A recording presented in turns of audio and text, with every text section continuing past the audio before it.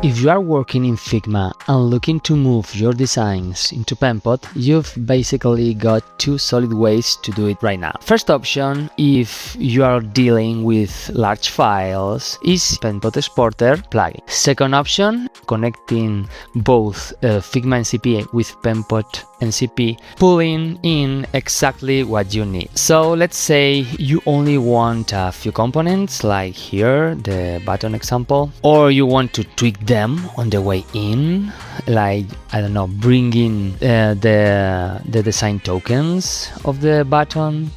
You can literally define, even regenerate parts of the component. Also, you can actually create skills for agents that handle this whole process, like I did to migrate Figma to Penpot. So instead of manually prompting or exporting every time, you define the workflow once and you can call the skill and then just run it. That's where this really scales, because especially if you are working in a team or handle multiple projects, using this kind of skills via Penpot NCP and also connecting both Figma NCP with Penpot NCP saves you a lot of time.